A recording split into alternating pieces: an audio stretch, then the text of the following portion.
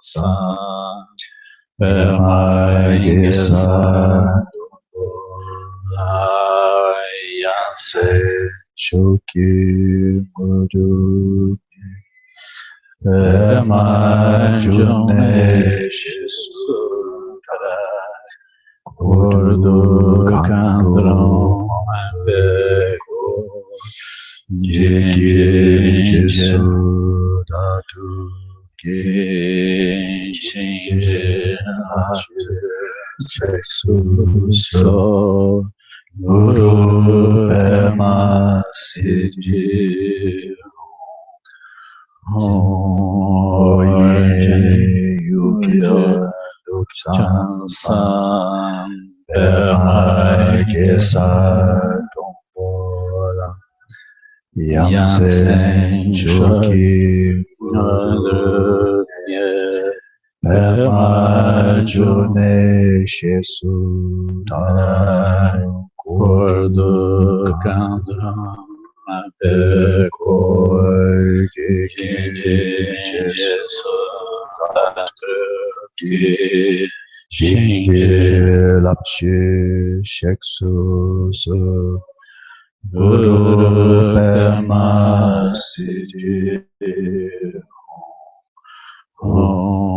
Oye Yuki Dukchansan Pema Gesan Dombola Yamse Choki Madhumye Pema June Shesu Tarai Urdu Kando Mapeko Jeki Jesu Dabdu Ki Shingi Lapshi Sheksu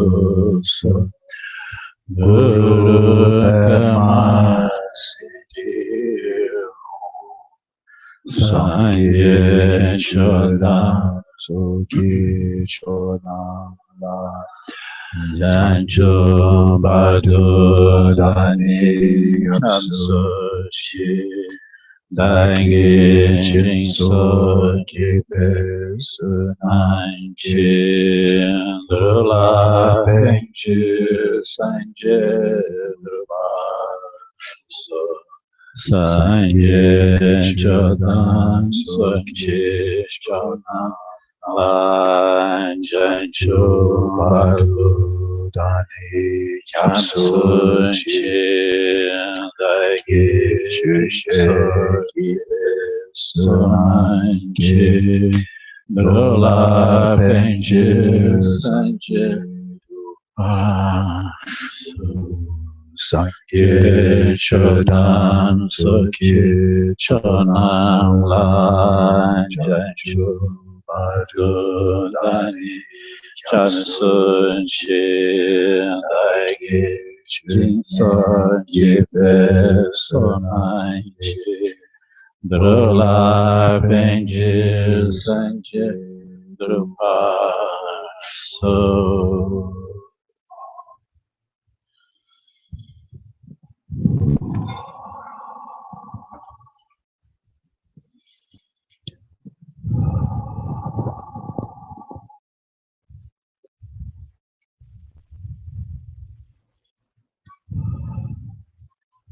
Wallace. So let's have one session. Então, nós vamos ter uma sessão, Settling the mind in its natural state. estabelecer a mente no estado natural. So we have these two approaches. Choose whichever is most beneficial. Então, nós temos essas duas abordagens e vocês podem escolher o que vocês preferirem. And the session will be silent. E a sessão vai ser em silêncio.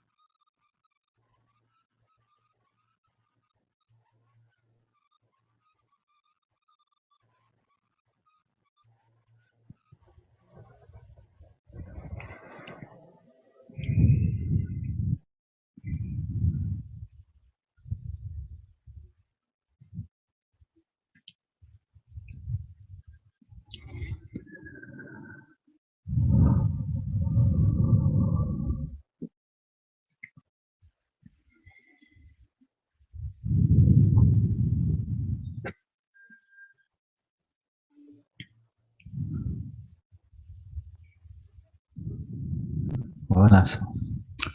So, are there any questions or comments about anything we've covered thus far? I'm trying to focus really on the topic here because our time is short. And this time again, I will go from left to right. Então, alguma pergunta ou comentário sobre o que nós vimos até agora? Vamos procurar nos até o conteúdo do que a gente viu até agora, daqui para lá. So over here on the left. Where's the microphone? Microfone, please. Thank you.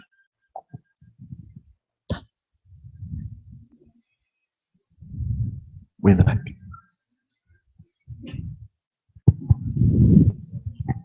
Gracias. Quería hacer una consulta de parte de un compañero que se tuvo que retirar, se tuvo que ir del retiro porque mañana trabajaba.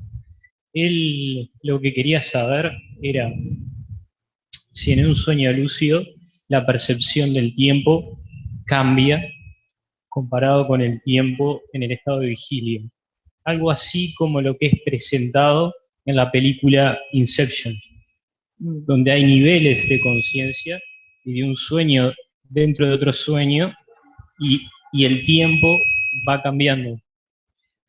So the question is if the perception of time, the passage of time in the dream is similar to the waking state. We know that from scientific research. Então a gente tem informações de pesquisas científicas. That the scientists do, I don't know, I just listen to what they say. And what they say is that in fact, our experience of the passage of time during dreams and during the waking state are very similar. Então, as informações que os cientistas trazem é que a percepção de passagem do tempo nos sonhos e na vigília são parecidas. So there may be exceptions, but that's the norm. So I've been told. Pode ser que haja exceções, mas isso é o normal. Okay. Okay. Denise. Tem um no meio. Depois é Denise. Boa noite. Eu já tive alguns sonhos lúcidos e eu tentei praticar shamatha durante o sonho lúcido, mas eu acho que não funcionou muito bem, assim. E aí eu gostaria de saber se existe, se a prática de shamatha eu posso fazer durante o sonho lúcido e ou se existe alguma outra prática que eu pudesse fazer. E eu tive algum sonho lúcido no qual eu tentei fechar os olhos e era como se não tivesse pálpebras, então eu não conseguia fechar os olhos. Então eu queria saber exatamente isso. Se existe alguma prática ou poderia fazer shamatha durante o sonho lúcido, ou se existe alguma prática. Não funcionou por quê? Só para saber. Não, é que eu não soube onde botar o foco da meditação de shamatha. Eu não sabia se botava o foco na consciência, na respiração, ou teria que criar a respiração. Então eu não sabia o que fazer com o foco da respiração de shamatha, né? Okay. So he had already some lucid dreams, and he tried to practice shamatha in a dream, but he didn't know where to focus on because the breath wasn't there. So this was his problem, and so it didn't work. So what practices could he do during the dream, or how could he practice shamatha during lucid dream? Pretty much any practice you can do during the daytime, you can do while you're dreaming. Então, praticamente todas as práticas que você pode fazer durante o dia, você pode durante a vigília, você pode fazer durante o sonho também. If there's no breath, that's okay. Se não tem a respiração, tudo bem. You can certainly practice settling the mind in this natural state. Within the dream, there's the sub-mind within the dream. You can focus on that. You can focus on awareness of awareness. You can do visualization practice. You can do state regeneration practice. You can do 4 immeasurables. Oh, you have a nice variety. Você pode fazer qualquer coisa. Se não tem a respiração, não tem problema. Você faz shamatha com foco na mente, no conteúdo da sua mente no sonho. Ou você faz shamatha com foco na consciência, ou a prática de consciência da consciência. Ou você pode fazer estágio da geração, estágio da completitude, praticar as 4 incomensuráveis. Você pode fazer qualquer prática durante o sonho. I learned something quite interesting just recently from Stephen LeBerge. I wrote to him with a question. Ele viu uma coisa muito interessante de Stephen LeBerge recentemente. Ele mandou uma questão para ele. And that is, for most of us, when we're dreaming, And we are embodied in the dream. We are breathing in the dream. We are breathing. Yeah, breathing. Ele percebeu que quase todas as pessoas que têm sonho lúcido, elas estão respirando. Tem a sensação de estar respirando durante o sonho. There's no air there. Não tem ar lá. But that doesn't mean you can't go through the motions of breathing. Mas isso não quer dizer que você não possa fazer os movimentos da respiração. And of course you can breathe underwater. E claro que você pode respirar debaixo da água. There's no air there either. Não tem ar lá também. But what I found very interesting, it was a hunch, and then he confirmed my hunch, that your rhythm of breathing in the dream, including holding your breath in the dream, corresponds to the breathing of your body in bed. So if you hold your breath in the dream, your body in bed holds its breath. If you breathe quickly in the dream, your body in bed breathes quickly. That's interesting. Ele tinha um palpite, assim, e ele pegou e escreveu para o Stephen LaBerge para confirmar. Ele achava que quando a nossa respiração fica rápida no sonho, isso corresponde a uma respiração rápida no nosso corpo, dormindo na cama. Se a gente prende a respiração no sonho, a gente prende a respiração na cama também. Então tem uma correspondência entre o ritmo da respiração no sonho e no nosso corpo dormindo ali. Years ago, about 1985 or so, 87, Stephen LaBerge and his colleagues at Stanford in the psychology department discovered that in the dream, if you turn the eyes to the left or the right, your physical eyes in your body turn to the left and the right. Então, o Stephen LaBerge e os colegas dele, há muitos anos atrás, 85, 87, mais ou menos, descobriram que se você vira seus olhos para a direita no sonho, seus olhos na cama, dormindo, no corpo dormindo, viram para a direita também. Se você vira para a esquerda, seu olho físico também vira para a esquerda. Do you know the story? Você sabe essa história? Do you know the story? Do you know the story behind that? Não, eu li o livro, acho que foi assim que ele comprovou a... Yeah, he knows. No? Then I'll tell you the story. It's a nice story, yeah? Yeah. So this was in the dream laboratory in the psychology department at Stanford. And they had a subject who was sleeping, and the scientist watching the subject. There were wires and EEG and all that, measurements. And then they were tracking his eye movements for rapid eye movement or also any type of eye movement. And they saw this guy sleeping, dreaming. His eyes were going. So, hey, ¿qué pasa? Hey, what's happening? So they woke him up. Said, what were you dreaming about? So he was watching a table tennis game. But his eyeballs in his body were going left and right. Now, at that time, it's a good story, yeah? At that time, Stephen LaBerge had many lucid dreams himself. But he couldn't persuade the scientific community that it was possible. They said, no, it's not possible. You can't be asleep and awake at the same time. So you have memory. And so he couldn't persuade them. He said, no, really? No, really, not possible. So then he saw this business. He said, aha. So he said, okay, I'm going to go to sleep. I'm going to go to sleep tonight in the dream laboratory. And I'm going to have a lucid dream. And when my lucid dream begins, when I first become lucid, I'm going to look left 3 times. Boom, boom, boom. I'm going to pause. And then I'm going to look left 3 times. Boom, boom, boom. That doesn't happen randomly. Then you'll know I'm sending you a message from the dream world. I'm having a lucid dream.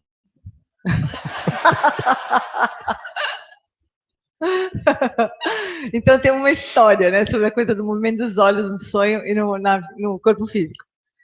Uma vez os cientistas estavam observando um sujeito com toda aquela parafernália de eletroencefalograma ligado nele, dormindo no laboratório de sonho, e eles estavam observando o movimento dos olhos dessa pessoa. Então, os movimentos rápidos dos olhos que acontecem no sono, e estavam observando. De repente, o cara começou a fazer tum, tum, tum, tum, tum. Aí os cientistas pegaram, acordaram, o cara falou, escuta, o que você estava sonhando? Aí estou sonhando que eu estava vendo uma partida de tênis de mesa. Ele estava tum, tum, acompanhando a bolinha, né? E o olho dele tum, tum, tum. Aí o Stephen LaBerge, ele toda a vida teve sonho lúcido, né? Mas ele nunca conseguiu convencer os cientistas. Os cientistas falaram assim, não, isso aí é uma falsa memória. Isso aí não é possível você estar acordado e dormindo ao mesmo tempo. Então ele não conseguia convencer os cientistas. Aí quando ele viu esse experimento, ele teve uma ideia, né? Falou para os cientistas, olha, essa noite eu vou dormir aqui no laboratório de sonho E quando eu tiver um sonho lúcido, assim que eu começar a sonhar com lucidez, eu vou virar os olhos para a esquerda 3 vezes. Tum, tum, tum. Aí eu vou fazer uma pausa e depois vou virar 3 vezes de novo. Tum, tum, tum. Então não pode ser por acaso isso daí, né? Então eu vou mandar uma mensagem para vocês direto do meu sonho. Ó, tô lúcido. Aí fez isso, começou a sentir. And on the basis of that, they wrote the first scientific paper with objective evidence that lucid dreaming occurs. Então, com base nesse experimento que ele mesmo fez, ele escreveu o primeiro livro dele com evidências científicas de que os sonhos lúcidos existem. But then, if you can go like that, like you can also send Morse code. Então, se você pode fazer isso, passa 3 vezes para lá, 3 vezes para lá seguido, você também pode passar um código Morse, né, com os olhos. So then they could start sending Morse code from the dream state to the waking state to send messages what it's like while they're dreaming. Então você pode começar a mandar código de Morse do sonho lúcido para o ambiente externo para dizer sobre o que você está sonhando. But now we see there's a second method. You can send Morse code with your breath also. Né? Aí ele podia fazer um outro experimento com a respiração. Ele podia... um código Morse com respiração. SOS from them. SOS. Socorro. Mandar um SOS do sonho. Socorro. Okay. Thank you. Denise. Oi. Oi. Professor, eu queria saber se tem uma semelhança entre o método birmanês e a meditação do vaso de Padmasambhava. Porque há uns 3, 4 anos atrás, eu até queria, se o senhor vai explicar, né, esse método do vaso nesse retiro, porque há uns 3, 4 anos atrás, quando o senhor explicou, eu lembro que naquele momento eu senti assim, a minha mente muito mais ampla, receptiva, foi a primeira vez que eu tomei contato com essa meditação. E que se o senhor podia explicar um pouquinho também os efeitos dessa meditação do vaso. So her question is whether the Burmese technique, Burmese technique, yes. Burmese Yes. technique is similar to the vast breathing. Vast breathing? Yes. But it's and not. because Yeah, she some years ago you taught yes. the vast breathing here, Right. and she made the practice, and she felt her mind much more open Good. and spacious and so Yeah. on. We wanted to explain again this meditation, and if you could make some comments on it. Yeah. In this retreat, hadn't decided whether to teach vast breathing or not. We have a lot of material. Mm-hmm. But the Burmese technique does not entail holding the pot shape. It does not, like, here's vast breathing. You breathe in very naturally. But when you breathe out, you hold just the roundness of your belly. So when you breathe out, so it's still full. I'm breathing normally.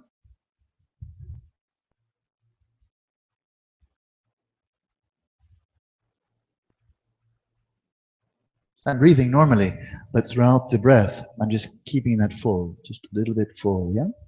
So normally it'd be like this. Right? But you go. That's vast breathing. And it's taught, as you remember, from Leda Bingba, great Dzogchen master, from the Dzogchen tradition, as something that may help. Not necessary, but helpful. Burmese technique, there's no holding. You just breathe normally, completely normally, and you simply are focusing on the rise and fall of the abdomen, but you're not holding any rounds. Okay? That's the difference. Então, a respiração do vaso, a respiração birmanesa, ela é simplesmente você prestar atenção nos movimentos da respiração no abdômen, que normalmente o abdômen expande e relaxa, retrai conforme a gente respira, né? A respiração do vaso envolve você manter o abdômen arredondadinho, assim. Você respira normalmente, mas você mantém o abdômen arredondado, mesmo quando você expira. Então, essa é a respiração do vaso. Foi ensinada por Leda Glimpa, é uma meditação ensinada no Dzogchen. Mas é diferente da birmanesa, porque na birmanesa a gente não faz nenhuma mudança no abdômen. But could you comment on the effects of this meditation? Which one? The vase breathing. The vase breathing. Oh, the vase breathing, I mean, as Leda Plingba says, it's designed to bring greater fullness to the abdomen, to loosen the knots, especially in the navel chakra. It's a lot of nadis there and a lot of constriction. So they tend to really block the flow of prana. And so if your belly is larger, it gives them more space, and that looseness, everything jelly belly. You want to keep a very soft belly and kind of large. So then there's just more space for the knots to untangle, and then the idea is the pranas come into the central channel, they come to the heart chakra, and then you achieve shamatha. That's why. Então, o Padmasambhava, o Leda Plingba ensina essa técnica porque é uma forma de desfazer os nós de prana nessa região do abdômen, onde a gente, na região do chakra do umbigo, assim, onde a gente contrai muito normalmente. Então, você deixa a barrigona solta mesmo, assim, barriga de geleia, né? Para você poder desfazer todas as tensões da região. Aí a ideia é que o prana, então, entre pelo canal central, e daí quando ele chegar no coração, você atinge shamatha. Só por isso. Só isso. But it's unlike the practice of Tumo, where you're visualizing the nadis, you're visualizing the atung, visualizing, and maybe also doing some of the talung, the tungkor, and so forth, associated with Tumo. It's a complex, very high-level practice. You shouldn't try it without expert guidance. But all entails visualization, maybe breathing control, and so forth. This is no visualization, no breathing control, just the wholeness of the abdomen. So it's gentle. Almost no chance this can harm you. Whereas at Tumo, if you do that incorrectly, that can harm you. Então, a prática do vaso, da respiração do vaso, ela não implica nenhuma visualização dos nadis, dos canais, de nada. Diferente da prática do Tumo, que envolve visualização e que a gente não deve... Tem umas práticas de salum no meio também envolvidas, então a gente não deveria fazer sem orientação, porque isso pode causar alguma complicação para a gente. A prática da meditação do vaso já é mais gentil. Aliás, é a respiração gentil do vaso, com o nome completo, né? Então é uma prática mais gentil, assim, que a gente pode fazer sem nenhum problema. Assim. Ricardo? In the orange, way back. O Felipe, depois o Renato. Primeiro Maria.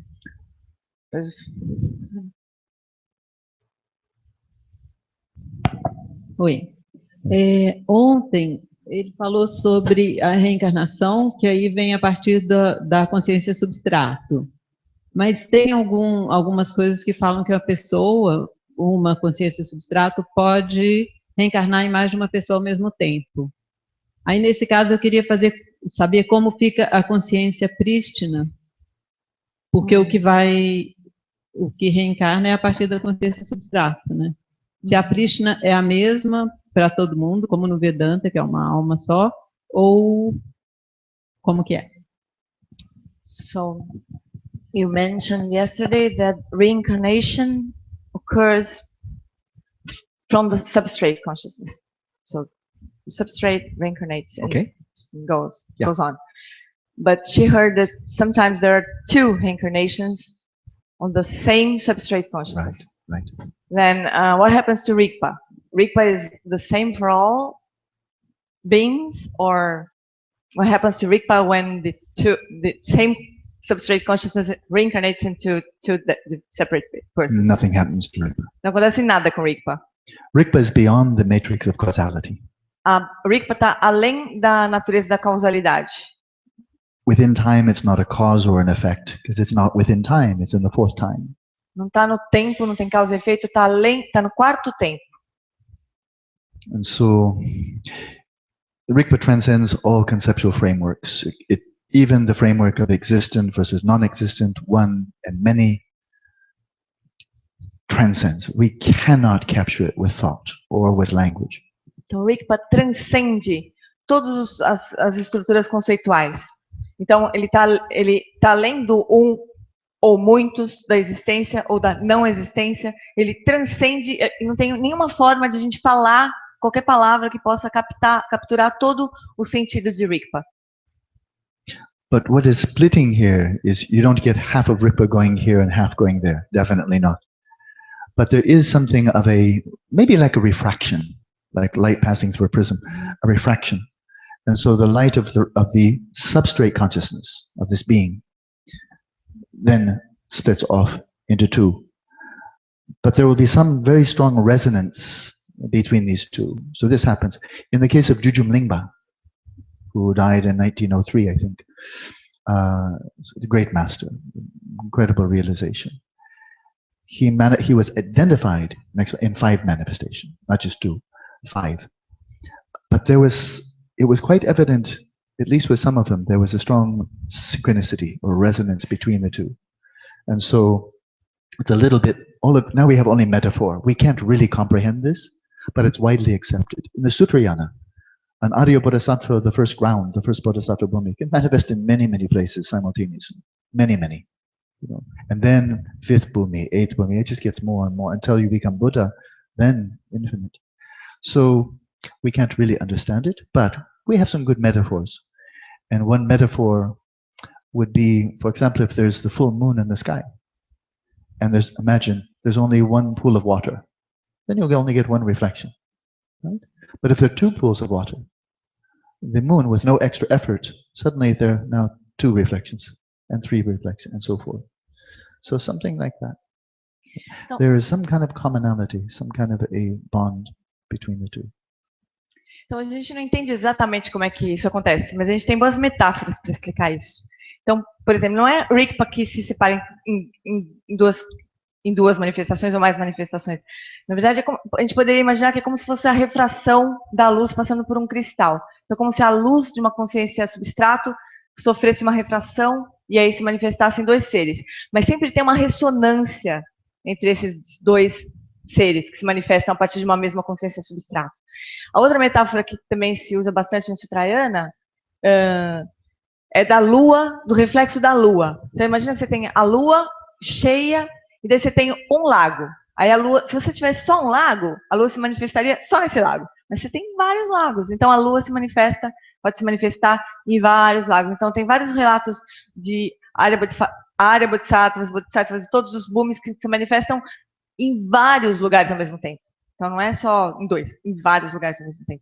Mas a gente não entende direito como é que é, mas essas metáforas ajudam um pouco a gente a compreender. Let's look at this a bit more closely. It's quite interesting. Mas vamos olhar isso com mais cuidado, é bem interessante. In the Kala Chakra view, na visão do Kala Chakra, or just generally, first of all, generally in Vajrayana, então, what passes on from one lifetime to the next is, by different names, let's call it subtle continuum of mental consciousness, which is non-physical. Então, vamos falar do Vajrayana direto. Assim. O que passa de uma vida para outra é o contínuo sutil da consciência mental, que é não material. But along with this non-physical continuum of consciousness, they're indivisible from that, is a continuum of subtle energy, subtle prana. So they call it energy mind, lungsen, energy mind. The prana is physical, but it's not material. It's not made of atoms, but it is physical. And it's indivisible from the subtle continuum of consciousness, which is not physical or material. And now in Kala Chakra, they said that subtle continuum of energy, of prana, that's actually that which conveys, which is configured by past memories, past karma. That's the repository, that figured, uniquely configured by your past karma, memories, and so on. And it's indivisible. So at conception, when the male and female come together, the egg and sperm come together, 2 biological elements completely, there they are, egg, sperm, they come together. But Buddhist view, that's not enough. That's not enough for life. There must also come then this 3rd element, this continuum of energy mind. And then energy mind actually brings life to this now fresh organism, which is now conscious in a very primitive way, right? And then because of the influence of that energy mind, then that working together with the biology of the egg and the sperm, then the fetus develops, the nervous system develops, eventually the brain develops. But the brain, the whole nervous system, is influenced not only by DNA, not only by the biology of the parents, what they're passing on, but also is influenced by that energy, and that configured energy with its karma. And that karma is influencing how the body forms, how the brain forms, and so forth, and uniquely, because that continuum of consciousness, of energy, is uniquely configured, every individual, totally unique. And now that's contributing to the uniqueness of the formation of the fetus's brain, and so on. Claro. Então no Kala Chakra, então tem esse contínuo de consciência, né? De consciência que não é nem material e nem física. Mas na visão do Kala Chakra, junto com esse contínuo de consciência mental sutil, vai junto um contínuo de energia, que é configurada, junto, indivisível, que é física, mas não é material, mas é física. Junto com um contínuo de energia, de consciência que não é nem física nem material. Esse contínuo de energia, ele que é configurado por todas as impressões mentais kármicas. Todas as marcas kármicas é que configuram de uma forma única para cada indivíduo esse contínuo de energia sutil. Então, no momento da concepção, quando o marido e a mulher estão... quando o ovo está sendo gerado, está sendo criado, né?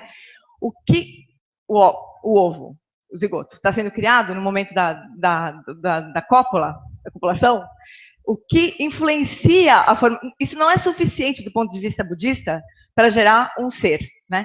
Do ponto de vista budista, é preciso que esse contínuo de consciência e de energia se unam ao ovo e daí comece a configurar toda aquela estrutura orgânica, formação dos órgãos, inclusive do cérebro, e ali aquele ser passa a ser, então, consciente, passa a ser um ser consciente.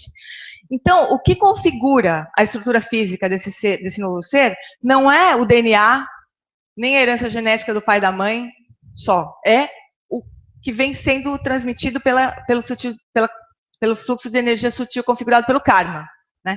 Então, a partir daí que surge, então, um ser com determinadas características e único, que traz toda aquela herança de todas as configurações que estavam no contínuo de energia. So that's Buddhist view. Então, essa é a visão budista. And for scientists, they say, okay, that's a hypothesis. They don't know whether it's true or not, right? Então, para os cientistas, eles falam assim, tudo bem, isso é uma hipótese, eles não sabem se é verdade ou não é. For the Buddhist, well, this is a fact. We know that. Para o budismo, isso é um fato. A gente sabe disso. But now there's something the scientists know, the brain scientists know. They've known it for some years.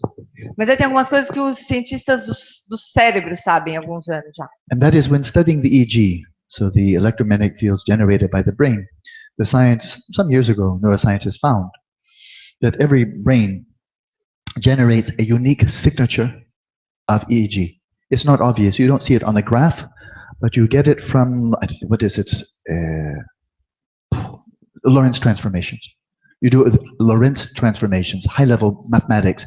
So you see it. You don't see it on the graph, like that. Mm-hmm. But you take that data and then you do some sophisticated mathematical analysis, and you can see that the signature of EEG of each brain is completely unique. So it's called a signature. It's called a thumbprint. It may change over time, just like a thumbprint. Your thumb gets bigger, right? Mm-hmm. But it's still the same thumbprint. Or their signature. Well, over time it changes, but oh yeah, it's still, and you can see the continuum. So as a person gets older, the signature may change a little bit, but you can still see the continuity, and that continuity is unique. So that's an interesting point, yeah? Então, o que os cientistas do cérebro descobriram é que os eletroencefalogramas, eles são únicos para cada indivíduo. Então, é como se fosse uma assinatura eletroencefalográfica de cada indivíduo, né? Não é uma coisa que você vê no riscado, no traçado do eletroencefalograma, mas através de uns cálculos matemáticos complicados, transformação de Lorentz, pelo que eu entendi, é que essa assinatura pode ser definida, né? Ela muda um pouco com o tempo, assim, conforme a pessoa envelhece, ela muda um pouquinho, mas ainda é a mesma assinatura, igual o nosso impressão digital. Ela muda com o tempo porque o dedão fica maior, né? Então ela muda um pouquinho com o tempo, mas ainda é a mesma impressão digital. É igual a nossa assinatura mesmo, normal. Também muda um pouquinho com o tempo, mas ainda você pode ver uma continuidade ali. Então isso é uma coisa interessante que os cientistas descobriram, né? Essa assinatura das ondas cerebrais. So then we can ask, why? Why is it unique? Aí a gente pode perguntar, mas então por que é única? And almost any neuroscientist would say, genetics, brain chemistry, the specific formation of the fetus, the kind of experiences you have in the womb and later and later and later. So many unique configurations. Of course, your brain is unique And it's by all these physical factors. And that's quite possibly that's true. Então, se a gente pergunta isso para os cientistas, eles falam assim, é claro, isso é... Por que, né? Por que essa assinatura existe? Eles vão falar, é lógico, é porque você tem uma herança genética determinada, um DNA de um determinado jeito, você passou por certas experiências, cada um passa por certas experiências diferentes, cada um processa as informações de uma forma diferente, então naturalmente você vai ter um funcionamento cerebral diferente e único para cada ser. E isso pode ser que seja verdade mesmo, pode ser que seja assim. But there's another hypothesis. Mas tem uma outra hipótese. Not a Buddhist hypothesis. Não é uma hipótese budista, Just a possibility. mas uma possibilidade. I don't know whether it's true or not. E o Alan Wallace não sabe se é verdade ou se é I don't think mentira. anybody knows. Ele acha que ninguém sabe. What if? What makes the EEG, the energy coming from the brain, what makes those formations unique, essentially, is the prana. That contributed to that unique formation of the brain and the unique functioning of the brain. Because every day, our behavior is influenced by our past karma, the bakchak, the vasana, the habitual propensities, every day, always influencing, but uniquely. Right? So what if the uniqueness of the EEG generated by the brain is primarily attributed to or stems from the uniqueness of that subtle prana, which actually led to the formation and the ongoing functioning of the brain. Então, ninguém sabe, né? Mas e se o que causa essa característica tão única de cada traçado de eletroencefalograma, né? Seja a forma única com que cada contínuo de energia sutil de prana está interferindo no cérebro e na operação do cérebro de uma forma única. E se for isso, se for todo esse traçado e não só... Porque cada dia a gente está tendo estímulos diferentes, passando por experiências diferentes. Então, e se o que traz toda essa característica única for o prana? I don't know whether that's true or not. Ele não sabe se isso é verdade ou mentira. But if it is true, mas se for verdade, for example, por exemplo, if you went to the two incarnations of Kamapa, se você if you approached the two incarnations of Kamapa, the one living in Delhi, the one living near Dharamsala, and you say, could we put EEG cap on you? Se você chegasse pelas duas encarnações do Karmapa atuais, uma que vive em Delhi, outra que vive em Dharamsala, e falasse, você pode pôr um eletroencefalógrafo na sua cabeça? If they're both incarnations of the same being with the same prana, they might have the same signatures. Então, se isso for verdade, se você fizer um encefalograma dos dois karmapas, que vem do mesmo contínuo mental, eles deveriam ter a mesma assinatura. Or, if you have some old yogi that you know is very highly realized, everybody knows, yeah, he's number 6. They're going to look for number 7 the next time. Everybody knows, and he's very, very old. So, kuchi. And we put on the brain, and we put on the EEG cap. Before you go, we want to get your signature. And then he dies 3 or 4 years later, they found the tuku. Then put the EEG. See if it's the same signature. If it's the same signature, blow everybody's mind. It'll be the first physical evidence of reincarnation. Então, outra coisa que a gente podia fazer seria ir chegar num yogi bem velhinho, desses que a gente sabe que são super realizados, né? E daí faz um eletroencefalograma daquele yoguinho velhinho, assim, e daí pega a assinatura cerebral dele, né? Eletroencefalográfica dele. Aí fala, você pode fazer um eletroencefalograma antes de você morrer? Antes de você ir? Porque daí a gente chega no nenezinho que a gente acha que é o Tuco, a reencarnação desse yogi, faz o eletroencefalograma dele, e se a assinatura for a mesma, tá resolvido. Já tá para identificar mais fácil, né? If they're different signatures, big deal, okay. E se forem assinaturas diferentes também, tudo bem. It doesn't mean reincarnation is false, it just means that's not the cause of the uniqueness of the... Então, se a gente fizesse isso, seria a primeira evidência científica, né? Mas se não der certo, tudo bem. Não vai ser por falta de evidência científica que a reencarnação vai deixar de existir. I haven't found one neuroscientist willing to do that study. It would be very cheap, really inexpensive, right? So cheap. Put on the cap, get the data, crunch the numbers, same, not same. It's like $50,000. It's cheap. I haven't found one neuroscientist that will do it. Ele não encontrou nenhum neurocientista que se dispusesse a fazer esse experimento, que é bem barato, que deve ser uns $50 mil. Faz 2 eletroencefalogramas e colhe a assinatura dos dois lá e compara. Não encontrou ninguém que queira fazer isso, nenhum neurocientista. So maybe it takes some really courageous Brazilian neuroscientist. Então, quem sabe ele consegue algum neurocientista brasileiro bem legal. Who's willing to stake the reputation on some completely crazy idea. Que esteja disposto a apostar a reputação por conta de qualquer ideia doida. The American neuroscientists won't do it. Os neurocientistas americanos não vão para isso. Way too afraid of what their peers would say. You're doing what? Eles têm muito medo dos pares deles. Você está fazendo o quê? Okay. Felipe.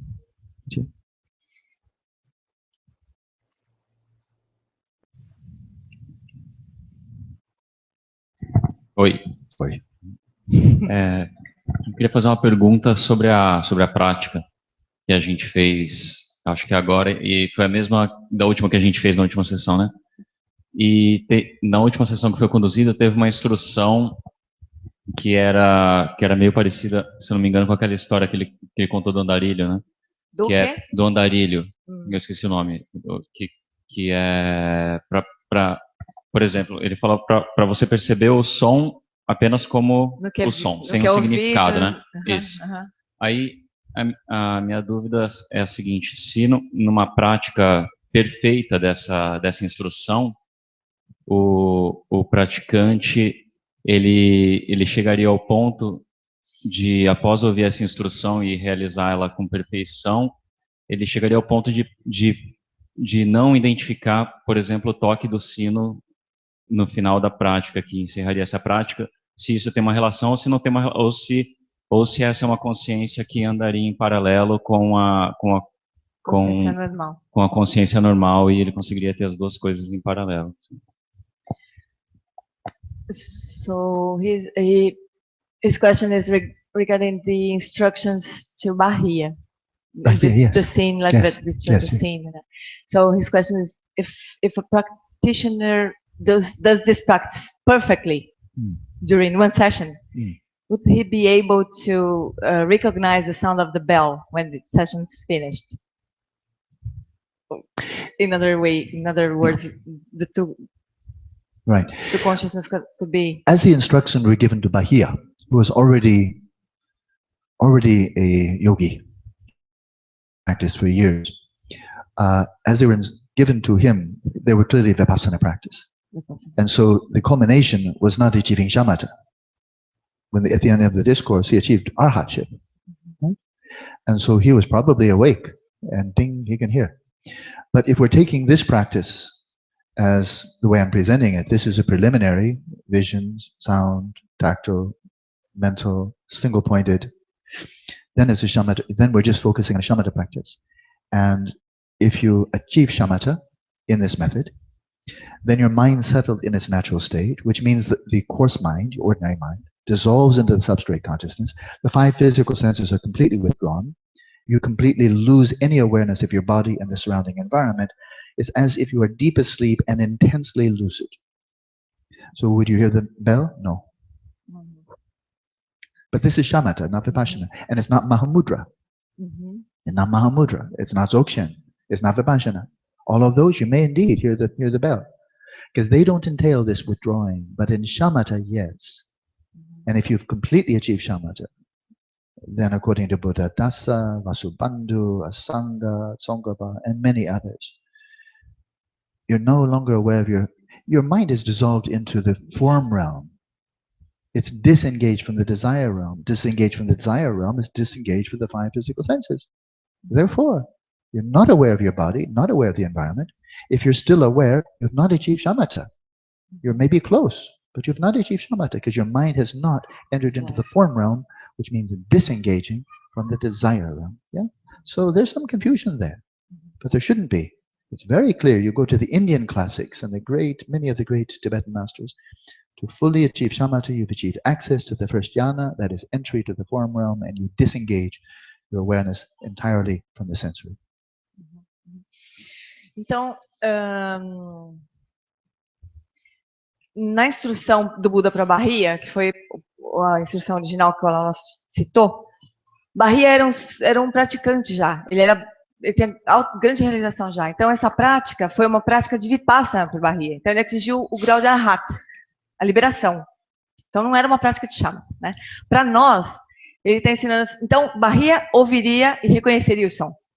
Porque ele já estava liberado, já era uma prática de vipassana já para ele. Para nós, o Wallace está ensinando essa prática como uma prática de shamatha. Então, se a gente fizesse essa prática perfeitamente em uma sessão, como uma prática de shamatha, e no final a gente atingisse shamatha, a nossa mente ordinária, essa mente comum nossa, ela se dissolveria na consciência substrato, todos os sentidos nossos se implodiriam para dentro da consciência substrato. Então, a nossa consciência, ela já não estaria mais conectada a nenhum objeto, nem sentido do reino do desejo, que é o reino que a gente está nesse momento. Ele estaria no reino da forma. Então, nesse caso, ele não escutaria o sino. A consciência estaria completamente dissolvida no substrato. E os sentidos estariam todos implodidos. Não existiria nenhuma percepção sensorial mais. Então, isso está claro em todos os textos clássicos. Todos os grandes praticantes disseram isso. Se você tiver consciência de alguma coisa no seu ambiente físico, você não atingiu o shamatha. Sua mente não está dissolvida no substrato ainda. Se tiver dissolvida no substrato, se tiver atingido o shamatha, nenhum sentido mais está funcionando, está operando. Então, você não escuta, não vê, nenhum sentido mais funciona. Então, é uma prática de shamatha para nós. Since the time of Tsongkhapa, 14th to 15th century, there have been lamas, great lamas, who say, well, nowadays, very few Tibetan yogis fully achieve shamatha. Tsongkhapa said that. Desde o tempo de Tsongkhapa, século 14, 15, já se dizia que poucos yogis atingem shamatha naquele tempo. Likewise, Dujum Ningba, Padmasambhava, by way of he says the same thing. Padmasambhava, por meio do John Limpa, disse a mesma coisa. Another great Nyingma Lama, 19th century, Lama Mipam Rinpoche, says the same thing.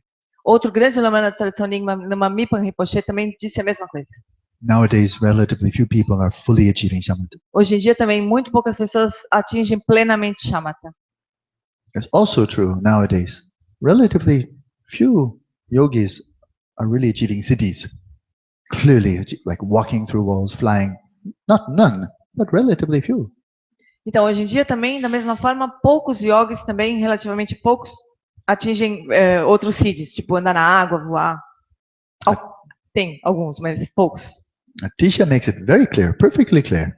If you want to achieve siddhi, abhijna, extrasensory perception, achieve shamatha. Atisha disse claramente, se você quiser desenvolver algum siddhi, algum poder especial, você precisa atingir shamatha. But people are people. Mas as pessoas são pessoas.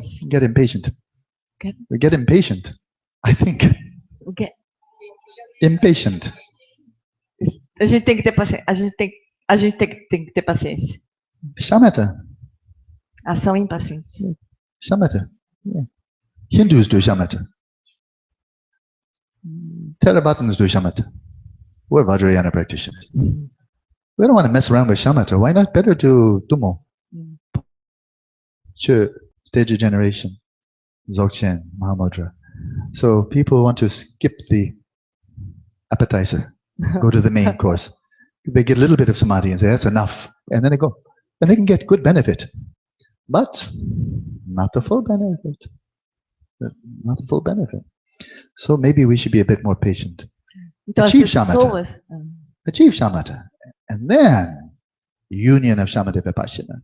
And then bodhicitta, stage of generation, completion, Mahamudra, Dzogchen, whatever you like. Then the world, then you achieve enlightenment in one lifetime. I want to watch.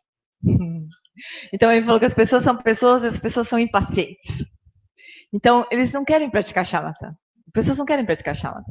Eles falam assim, eu sou praticante vajrayana. Shamatha é coisa para hindu. Não quero praticar shamatha. Eu sou vajrayana, vou praticar estágio de geração, completitude, Mahamudra, Dzogchen, isso que eu vou praticar. Eles não querem o aperitivo, eles querem direto para o prato principal. Então, tudo bem, eles podem fazer isso. Eles simplesmente eles atingem um certo grau de samadhi e falam, está suficiente já, agora eu vou fazer outras coisas. Então, eles fazem. Só que eles nunca vão atingir o benefício pleno de cada uma dessas práticas. Então, primeiro atinge shamatha, depois a união de shamatha com vipassana. Aí, estágio da bodhicitta, estágio de geração, completitude, Mahamudra, Dzogchen, o que você quiser. Aí você pode obter o benefício máximo dessas práticas. Mas a gente devia ser mais paciente um pouco. Yeah. Okay. Renato. Okay.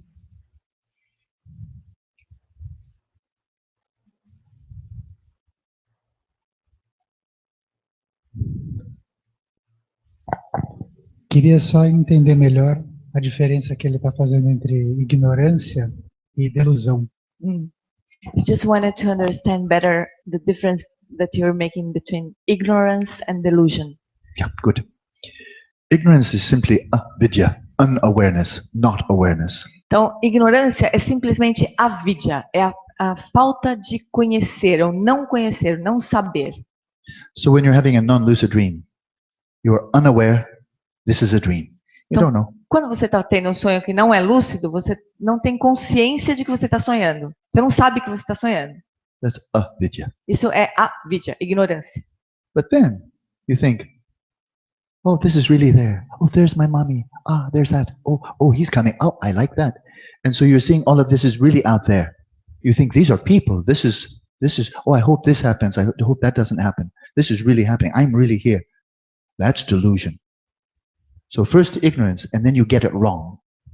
You misapprehend, and that's delusion. Então, num sonho, além de você não saber que você está sonhando, você acha que tudo que está ali é real. Você fala assim, ai, minha mãe, ai, que legal, ai, não quero que isso aconteça. Ai. Você acha que tudo está ali é real, que você é real, que tudo que está ali é real. Então, além de você não saber que está sonhando, você entende tudo errado. Então, o entender errado é a delusão. So, in the classic analogy, you're walking along a jungle path in twilight, very dimly lit, and there's a coiled rope on the side of the path, right? Coiled rope. You don't know it's a coiled rope. You don't recognize it. You don't know. Coiled rope. You don't know. You don't know. And then you think, snake. Not knowing it's a coiled rope, that's avidya. Snake. That's moha. That's delusion. Então, supor que você está andando numa selva, meio no cair da tarde, assim. Aí você está andando meio escuro, a luz está mais ou menos. Aí você vê uma corda enrolada. Essa é a explicação clássica, né? Então, você vê uma corda enrolada. Aí você não sabe que aquilo é uma corda enrolada. Isso é avidya. Aí não só você não sabe que é uma corda enrolada, você fala, uma cobra! Então, o não saber que é uma corda enrolada é ignorância. O é uma cobra é moha, delusão. Claro, yeah? Good. The back? Lá no fundo. Yes. Ai, coitado. Alan, this guy is... What's that? Since the first day, he's trying to make a question. It's true. You're next. No matter what, you're next. I've seen your hand up a long time, but I'm trying to be fair here. But you're next. He's just in the middle. I understand. There's still time. Não. Alô? Oi. O senhor falou que não é possível sonhar sobre algo que nós não imaginamos, algo que a gente não conhece. Mas, então, a gente poderia confirmar a hipótese que alguma hipótese existente de que as pessoas que morrem dormindo, elas, na hora que elas morrem no sonho. Elas sonham que estão morrendo. Não é que elas sonham que elas estão mortas, porque isso você consegue imaginar. Mas você não consegue imaginar o processo de morrer. Então, quando você sonha com isso, você morre. Eu queria saber se ele concorda com essa Sandra, desculpa, não entendi. Explica de novo, por favor. Ele fez uma afirmativa de que você não consegue sonhar com algo que você não consegue imaginar. Certo.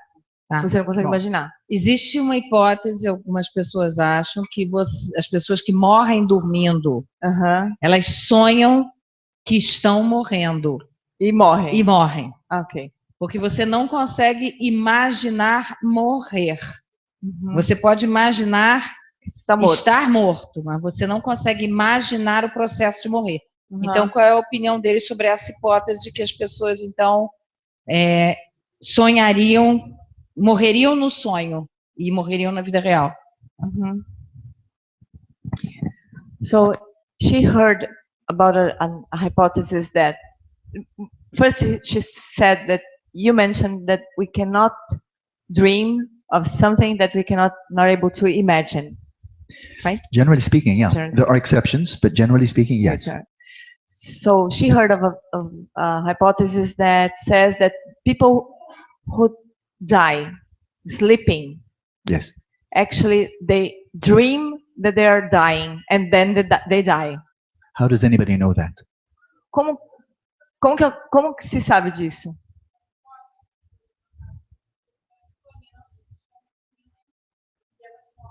Então, mas daí elas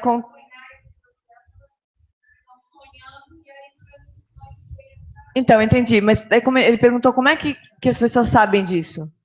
É uma It's a hypothesis, not based on I see no way to test it. I have no idea whether it's true or not. Ele não vê nenhum jeito de testar isso. What does happen, and happens in Buddhist tradition, Christian tradition, and so on, is people, if their minds are very clear, quite pure, maybe even very high realization, they may have a very clear sense, oh, in 3 days I'm going to die. And it's not like they're willing themselves, I will die. They just, oh, I see, I'm going to die in 3 days. So they say goodbye to everybody. Everybody okay? Okay, good. Like that.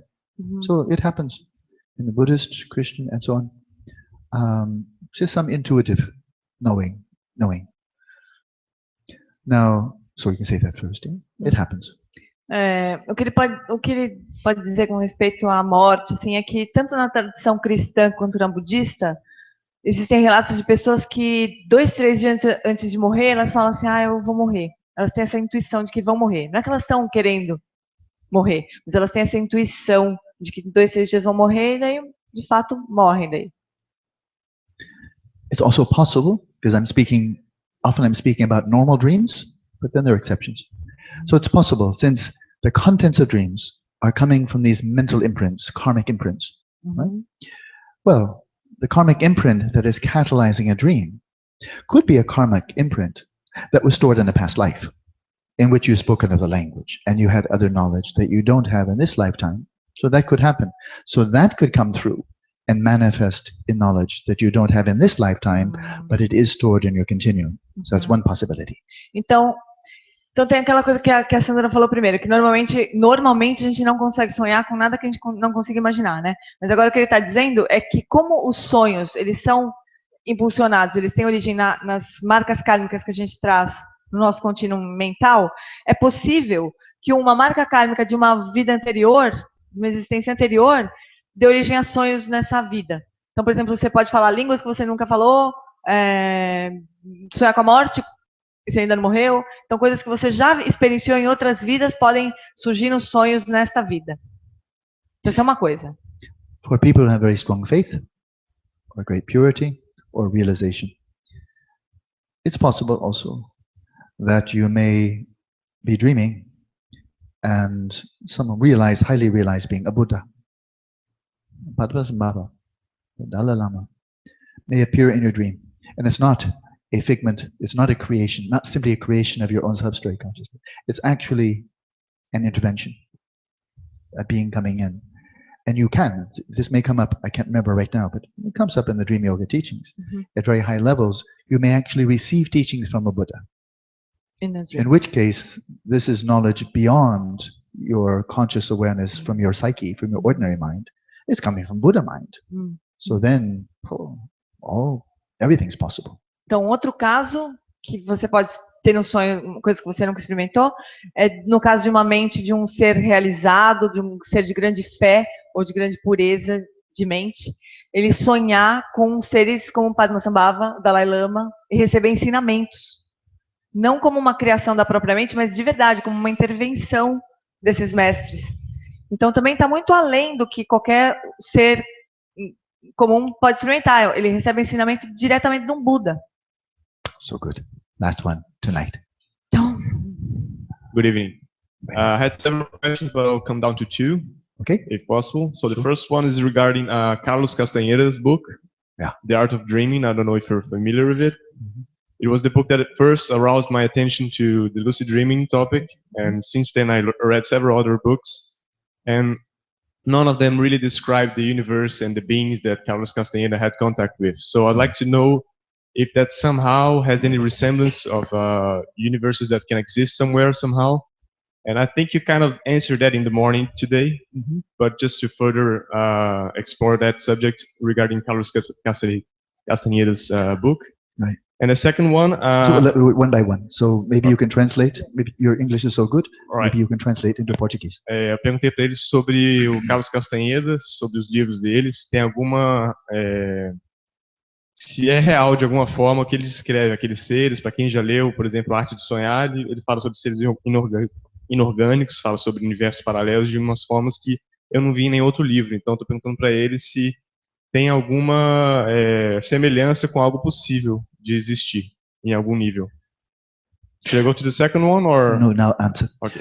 So I've not read all his books, but I read some of the earlier ones, the teachings of Don not Quixote, but Don Juan. I read, and with a lot of appreciation, the journey to Ixtlan. That blew me away. I was a Buddhist monk at that time, and I had some years of training. I thought, oh, there's some truth here. So there's definitely commonality there, for sure. And then the later ones, some commonality. It gets a little bit weird later on, all the ego trips. So yeah, there's commonality. It's coming from the shamanic tradition. And shamanic tradition, they're not just one, but you definitely find commonalities in the Tibetan shamanic, Mongolian shamanic, the Mexican shamanic. There's definitely commonality, for sure. So, então, o Alan Wallace não leu todos esses livros que ele mencionou, mas ele leu um livro de Dom Juan, muitos anos atrás, um livro de Dom Juan, certo? Jornada para Ixtlan, né? Que ele achou, que o Alan Wallace achou que tinha muitas coisas em comum com os ensinamentos clássicos aí, sobre as aparências todas do universo, né? Porque o Dom Juan, esse texto é um texto xamânico. Então, existe sempre alguma semelhança entre o xamanismo tibetano, na Mongólia, no México, existem algumas coisas em comum. Então, tem alguma coisa em comum. Okay, number 2. About the use of supplements, such as supplements, like galantamine. Have you heard of galantamine? Oh, supplements. Yeah. Okay, yes. Stefan Laberge was one of. Yeah, I know Steve. Yeah, I know he likes to give that in his 10-day retreats. Yeah. So I don't know if that's if it's possible to have a responsible use of it for having a better memory of your dreams, or if it's not really a shortcut we should trial. Go ahead. Yeah, I'll translate.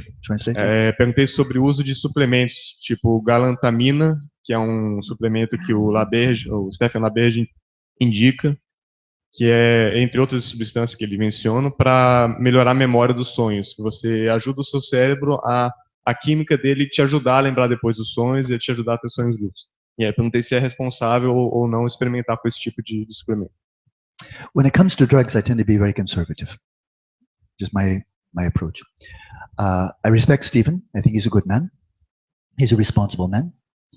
And in these 10-day, the last time I did a 10-day workshop with him, co-leading it, he had this drug, and anybody who wanted to use it, he would give it to them. It was actually a drug that has been used for Alzheimer's. And then they found a side effect was it tends to catalyze a lot of dreams, very vivid dreams. And if you're having a lot of very vivid dreams, you have a much better chance of becoming lucid. So not everybody, but some people in his workshops would take it, and they would have a lot more dreams, and some would be lucid. So that's good, you know. But for myself, just speaking personally, in this lifetime, I only have one brain. Only one brain. And I don't know what that drug is. I don't know what its side effects are. I don't know what its side effects in 10 years are. It wasn't designed for having lucid dreams. And so I'm looking at that and saying, oh, this is roulette. I don't know what short term, I'll probably have more dreams. But long term, I don't know what you're going to do to my brain. And if you screw up my brain, then what do I do? Say, or sue him? Shall I get some money from him? What do I do? You screwed up my brain. He didn't want to. So I've only got one brain in this lifetime. So I tend to be very conservative. And that's for all the others as well. Ecstasy, I've heard it's really cool. I have no interest. And other dream, even organic, I don't care. Datura is organic. It also makes you psychotic. So when it comes to this, I have nothing against it in principle. Like, that's bad. I don't feel. But what are the side effects? Who really knows? This brain is almost infinitely complex. I mean, inconceivably complex. You put in some alien chemical. What's that going to be like in 5 years, 10 years, 20 years? Is that going to give rise to dementia 30 years from now? I'd rather just meditate. Follow Tsongkhapa, follow Padmasambhava. No bad side effects. Então, quando chega, ele respeita muito esse Felabege, mas quando se trata de drogas, esse uso desses medicamentos, ele é bem conservativo. Assim. Então, ele sabe que, inclusive, no último workshop que ele conduziu junto com o Stephen LaBerge, ele oferecia essa galantamina para quem quisesse usar. E realmente, essa droga é uma droga originalmente desenvolvida para tratar Alzheimer, mas ela tem como efeito colateral fazer com que as pessoas tenham muitos sonhos muito vívidos. Então, claro que se a pessoa tem mais sonhos vívidos, é uma chance maior de ela lembrar dos sonhos. Né? Então, ele distribui isso para as pessoas que quisessem. E também existem outras drogas também, mais orgânicas e tudo mais. Mas ele como praticante, assim, para ele mesmo, ele prefere meditar. Ele prefere confiar no Tsongkhapa, né, em todas as instruções, Padmasambhava, do John Limpa, porque ele só tem um cérebro. Daí, se essa droga fizer mal para o cérebro dele, estragar o cérebro dele, é a única coisa que ele tem. Ele vai fazer o quê? Chorar? Ir lá processar o fabricante? De qualquer jeito, né? Então ele não sabe, ele tem medo de não saber assim, no prazo de 5, agora, usar no curto prazo pode não acontecer nada, mas e qual é o efeito que pode ter daqui 5 anos, daqui 10 anos? Então, para que arriscar o único cérebro que a gente ganhou na vida, né? Nessa vida. Oh, that's very good. So, tonight we're finished. Tonight, for those of you who find it quite easy to fall asleep, quite quick and quite easy, then I suggest when you're in bed, practice settling mind in its natural state. It's perfect. Então, para aqueles que conseguem dormir rapidamente, hoje à noite, então ele recomenda que deite em Shavasana e faça a prática de estabelecer a mente em estado natural. And see how far you can go in allowing your body to fall asleep, your mind to fall asleep, and your awareness is still clear. Então, vê até que ponto você consegue chegar, deixando o corpo no estado natural, a mente no estado natural, relaxando. Até que ponto você consegue chegar sem perder a lucidez? For those who find it more difficult to fall asleep, it takes longer, then I recommend mindfulness of breathing. E para aqueles que têm mais dificuldade para dormir, demora um pouco mais de tempo, ele recomenda então a atenção plena à respiração. Especially bring the awareness down, out, down. Especialmente trazer a consciência para baixo, longe da cabeça. Or the Dzogchen approach, just resting awareness, very gently being aware of the sensations of breath. Ou então a abordagem Dzogchen. Repousar na sua consciência e com uma atenção periférica aos movimentos da respiração. Oh, that's it. You did the dedication? Yes, go ahead. Oh, very good. Que os méritos desse encontro se expandem e toquem a todos. Que o Mestre Universal da Paz e da Compaixão, Sua Santidade o Dalai Lama, juntamente com todos os mestres, todas as tradições que vinculam esta mensagem, em longa vida. Que todos estejam a salvo de gerar pensamentos negativos, o obstáculo mais destrutivo. Que esses pensamentos nunca surjam em nossa mente e que todos os seres também estejam livres de pensamentos negativos. Que lute soy, reluche, zane, zazai, jabarbe, ranju, josana, wada, hidra, de sanguilesho.